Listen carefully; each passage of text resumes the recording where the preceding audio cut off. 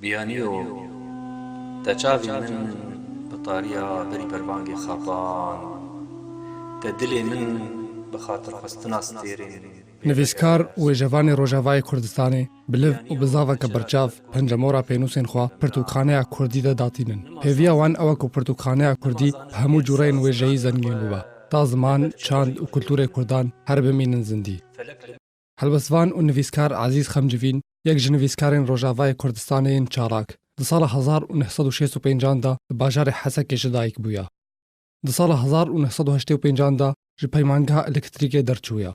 ji sala 1982 ve dest bi nivîsandina helbestê kiriye û yekem helbesta xwe li govara Gelawêj sala 1985 belav kiriye û yekem berhemê wî di sala 1990 de bi navê alfabeya Kurdî hatiye çapkirin. بیانیو تنê li ber pala sîngên sêvînî tu radikevî li bazara damûşeşan Li Rojavayê Kurdistanê û li dervê welêt xemcivîn di nava civata rewşenbîr û nivîskaran de bi gelek çalakiyên çandî rabûye û her ji bo geşkirin, vejînkirin û pêşxistina zimanê Kurdî kar kiriye û xebitiye. Boye yek ji endamên malperên Tîrêjnêt, Sema Kurd û Avesta Kurd herwiha di gelek malper û kovarên Kurdî de berhemên xwe belav kirine. Hejmarek ji helbestên wî bi dengê hunermendê Kurdan hatine strandin. Ezîz xemcivîn ne bi tenê diqa de helbestê de maye. Lêbelê piraniya cureyên wêjeyî wekî roman, rexna, wergerandin bi ser pê hatî nivîsîne. Di navbera çapkirî û neçapkirî de gelek berhemên wî hene.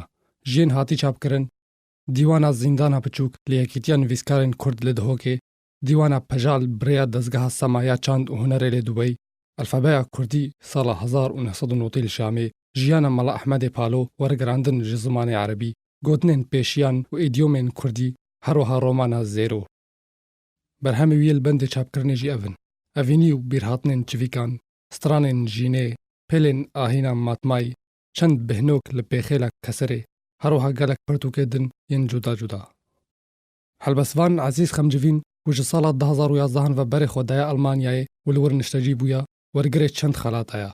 Yek ji Festîvala Rewşenbîrî lê Duhokê û yek ji hevdîtina Kurdî Erebî li bajarê Şarîqa ji aliyê Dezgeha Sema Kurd lê Dubey û yek ji bo xizmeta zimanê Kurdî ku ew jî ji aliyê Dezgeha Sema Kurd wergirtiye.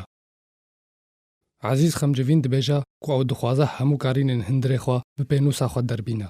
Heta jê bê ew ê xizmeta milet, ziman û çanda Kurdî bike. Nêjîrvan Hacî.